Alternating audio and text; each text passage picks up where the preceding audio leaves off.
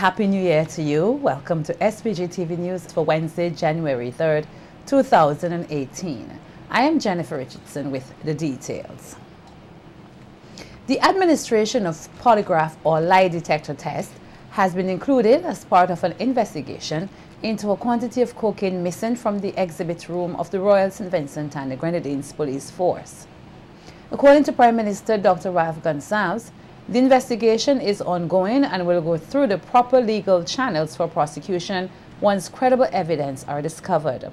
Addressing the matter with a serious tone, the Minister of National Security said that the cocaine could not have vanished with the help of supernatural entities. And there's an investigation, and we need to know what happened to the investigation when it is completed. And if any action is taken as a consequence of that, because it'd be a hell of a thing for everybody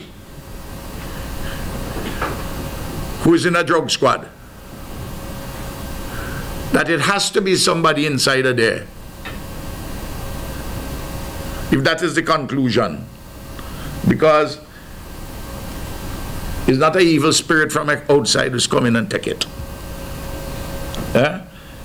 It ain't disappeared because of Obia. None of those things are credible and rational. Evaporation? Well, you would at least see the package if it evaporates. And all of these things the authorities have to ponder when their conclusions. Dr. Gonsalves, however, admitted that there have been other instances when exhibits have been tampered with, and that continuous efforts will be made to ensure that evidence material are secured. This is not the first time exhibits of one kind or another have gone missing, you know. You know that even when you're a policeman.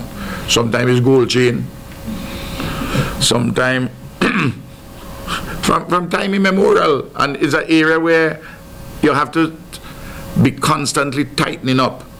It could be a gold chain, it could be a watch, it could be money, it could be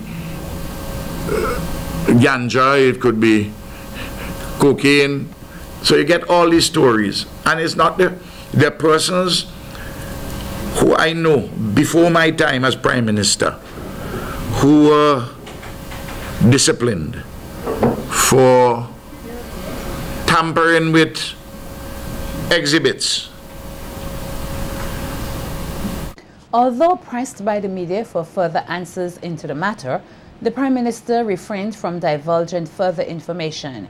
He, however, noted that all officers in the drug squad have already taken the polygraph or lie detector test.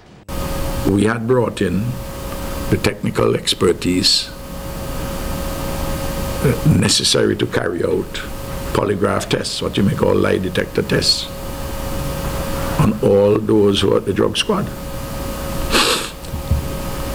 That should give you an indication as the seriousness with which the government is treating this matter.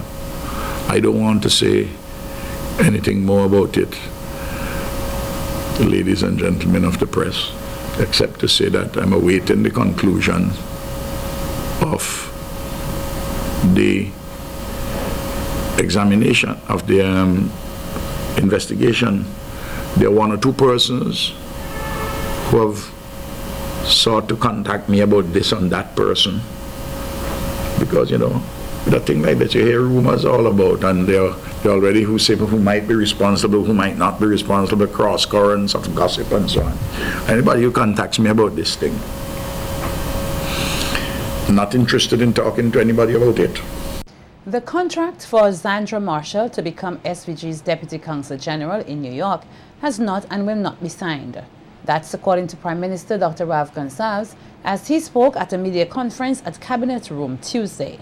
Dr. Gonsalves explained that the 36-year-old mother of two had not yet signed a contract but was on the job for a week or so because there were some foreign affairs representatives from the accounting division who wanted to go through the requisite duties with staff at the New York mission. Zandra Marshall's husband, Cian Marshall, who was counselor for the permanent mission of St. Vincent and the Grenadines, was recalled and is back in the country after he reportedly struck his wife in the face during an incident at their home in New York in November last year. The matter was first reported by the New York Post. PM Gonsalves, who is also Minister of Legal Affairs, pointed out that Cabinet had taken a decision to not have Mrs. Marshall's contract signed after the incident. Transparency and everything. So she was invited in to be there during that time when the officials were from the Ministry of Foreign Affairs. So her contract was not signed, either by us or by herself, before this incident arose. Nor was the ministry, nor was the U.S. government, the State Department, informed that she was appointed to the position of Deputy Consul General. So all what the ministry did was to inform her that they'd be no longer signing the contract, and they just didn't inform the U.S. authorities. So that is, in short, she's not employed with the government. The Prime Minister said Mrs. Marshall is not being made a victim by refusing to sign her contract, and that it is best for the Foreign Service Consulate to not go through with the contract. It was felt best for the Foreign Service, and in particular the consulate, not to go through with the appointment. It's not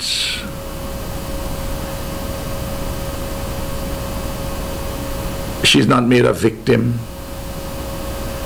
in that regard. That's a decision which the state took in relation to how it perceived the interests of the Foreign Service.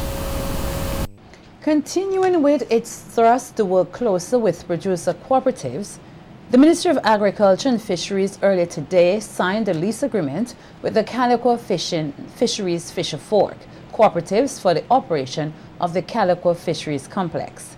Speaking at the signing ceremony held at the Ministry's conference room was Minister of Agriculture Saboto Caesar, who stated that fishery centers in Owia, Barley and Beckway have already been leased, and now Calico, which he said forms part of the government's commitment to support producer cooperatives.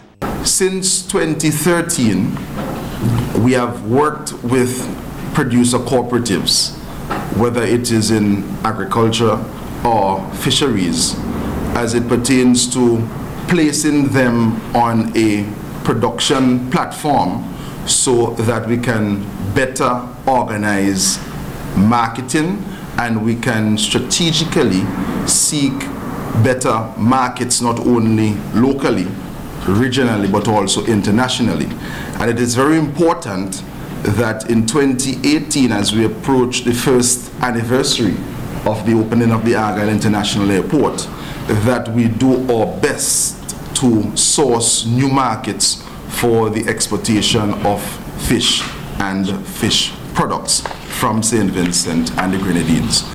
Minister Caesar gave the assurance that the ministry will assist the cooperatives in finding suitable investors. I want to take this opportunity to wish the Fisher Cooperative in Calico all the very best, and the Ministry of Fisheries, we are going to work with them to ensure that we find possible investors who could invest with you, and this will definitely work towards ensuring the sustainability of your business. Thank you very much. Meanwhile, representative of the Calico Fisher Folk Cooperative, Winfield Tanis Abbott, gave the assurance that the entity will make the best use of the Calico fish market. One of the good things about the Calico fish market is that we are right on the tourism belt where all the hotels, so this gives us an opportunity now to market our product, what we have, so that we will be able to meet with the hoteliers, talk to them and see how best we can be of service to them. And I must also say that Calico, it is said that we have the fresh fish, and as our motto said, from the sea to the pot, and we will continue with that trend. So let me just say once again, thank you very much, Minister Caesar, and we will not fail you. We will do everything in our best to make sure that the calico fish market becomes the #1 market in St. Vincent and the Grenadines. And Minister of Agriculture, Sabota Caesar, says 2018 will be a fruitful one for the ministry. Caesar took the opportunity to highlight some activities in which the ministry will be engaged during the year. The ministry is definitely optimistic. The year 2018 is going to be a very fruitful one. Whilst we prepare for a great year in 2018, we also have to reflect on the year 2017, and we are going to very early put plans in place to assist our brothers and sisters in many of the islands which were devastated by hurricanes in 2017. We're going to work very closely with the British Virgin Islands to assist them with plans. I am aware that a request came in 3 days ago, and we are going to see the process in place where we're going to send plans off to them to assist in the process of reforestation. Having achieved success on their first attempt, the Interactive Media Limited is for the second year hosting its Best of SVG People's Choice campaign. At an official launch earlier today of the 2018 campaign, the general public is once again encouraged to use the opportunity to give recognition to outstanding individuals and businesses in the country for the services and products they provide. Nikita Tony tells us more in this report.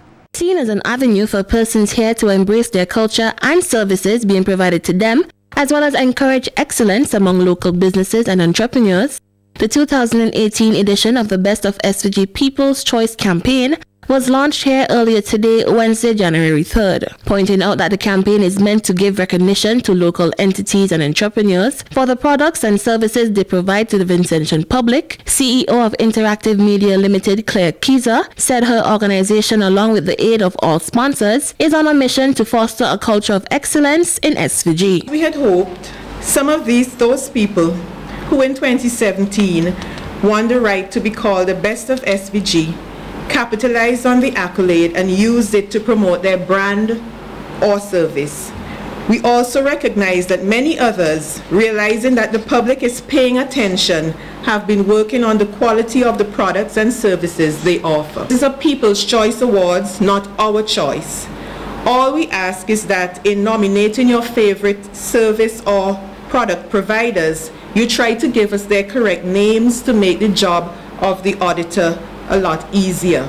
Highlighting that the 2018 campaign will feature 100 categories as opposed to last year's 115, Kiza said ballots will be made available in all midweek and weekend editions of the Searchlight newspaper from this Friday, January 5th to Friday, March 2nd. There was a lot of overlap with some categories and felt some were redundant, and there were other categories which were less popular among the public based on the response from the voters. We have hair braider, nail technician, butcher, who makes the best roti, videographer, nurse, drama or theater arts group, and vlogger. 8 weeks to make your choices. So that should give you enough time to find out the correct names of the persons or businesses you wish to nominate.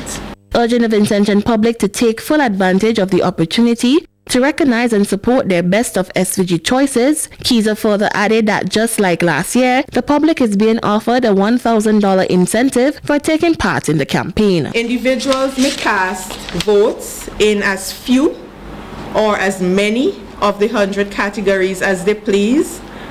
But if they wish to be entered into the $1,000 draw, they must fill out at least 25 categories. Ultimately, we the consumers are the ones who benefit.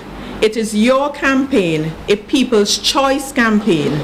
Without you, there would be no Best of SVG. Winner of the 2017 Best of SVG Award for Best Marketing and PR Services, as well as the founder of the Ignite Marketing Consultancy Company, Candice Seeley, highlighted the benefits of the initiative. If customers are willing to boast and tell people how good you are, then it means that you're definitely doing something right. Being nominated or winning gives a seal of approval to your activities and is a sign of quality for potential customers.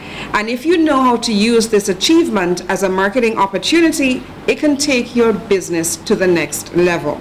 Today's event also featured the handing over of keys for the 11 ballot boxes, which will be stationed at various locations across SVG, to the Grand Turton Auditing Company. As done in 2017, the winners of this year's Best of SVG campaign will be recognized at a grand red carpet event slated for the end of April. Nikita Tony reporting for SVG-TV News. And Executive Director of the Chamber of Commerce, Anthony Regisford, highlighted a number of collaborative opportunities available to businesses recognized through the campaign. Commending the organizers for the concept behind the initiative, Regisford said the Chamber will seek to expose all winners and nominees to various opportunities to facilitate capacity building for their businesses and/or trade. Competition, it is my sense that it addresses a lot more of the grassroots businesses, which is very good. The Chamber, for one reason or the other, is perceived, maybe it is that way, as an organization that has in its membership the established businesses, the established big businesses, big in the context of Simmons and the Grenadines. And that may be true, but that is not how we want to stay. From time to time we have consultations with support organizations outside of St. Vincent that come to our shows and they want to meet businesses to see how they can support, lend ideas, transfer knowledge, etc. Typically speaking, we reserve that for our members. But I think it's safe for me to say that we would like to extend those opportunities for people who have been recognized in this initiative. The Executive Director further shared his thoughts on a few things he would like to see being incorporated into the Best of SVG campaign. To see competitions like these bring out the service-driven, the people who sell experiences, okay? Local dishes, the best pilau, the best this. Maybe if they're grouped together somewhere and tourists are passing through, they can sample local cuisine. I don't know, but I'm just saying these are possibly things. People must be rewarded for innovation. I know that we are taking the results based on how people vote, okay, but maybe if we feed in some categories that address specifically innovation, I would like to see us recognize people who are using technology within their business to provide a better service or a better product. And the reason why I'm stressing on technology as well is because technology is one of those disruptive elements that can challenge traditional businesses. Chief Executive Officer of the SVG Tourism Authority, Glenn Beach, is encouraging private sector entities to get more involved in creating entertaining activities for cruise visitors to the country. Responding to complaints that many cruise visitors have nothing to do when they visit these shores, Beach said the authority continues to play its role in ensuring standards are met by tour and taxi operators and other stakeholders. He, however, said the private sector can also play a role and benefit from these visitors. Great, but you know, this thing where government needs to do this and so on. We can't instruct the private sector to open up. We don't have that authority. So, you know, people can say that it's up to the private sector and people out there to put something on to make sure they make money from it too. Just don't sit back and look at them. Put on some music, you know. I was telling somebody the other day that the brewery makes a lot of money from the cruise ship passengers. If you go up to the cruise ship terminal when a boat is in, you'd see the number of people that are up there buying beers and so on because they want to try the local beer. I think there's a bar next to the police station down there that a lot of them frequent and so on. I've seen a lot of them by Lano in Heritage Square. So you have to look at ways and what you can do differently to make money, and that's a good thing. Now I say that, and I'm not saying to harass the visitors, but there's a way to do things, and that's not government. That is the private sector that has to do this. Speaking in relation to the 2 cruise ships which were docked at Port Kingston last Sunday, the Tourism Authority CEO said he is looking forward for an expansion of the terminal to accommodate more cruise liners. We would like to see more, and there's a possibility of more. I can't remember exactly what the cruise ship list looks like for this year. I think there'll be a few more days where we have 1 or 2 cruise ships in on the same day. But I think it is something that the government is working on in terms of expanding the cruise ship terminal to make sure that we can take more than 1 cruise ship at a time. I think, when you look at our cruise ship terminal, I think when it was built, there wasn't really an outlook for the future in terms of growth and how it's done. So it's something you have to look at. You have to look at now. And take, for example, when we constructed Argyle International Airport, one of the things that we looked at is the expansion. That when we outgrow the terminal building as it is now, can we expand? And we can expand. I don't think that was completely done with the cruise ship terminal. So that's an issue that we have to face. Right now. But we're looking for great things in the 2018-2019 cruise ship season. Hopefully, we'll continue to go from strength to strength.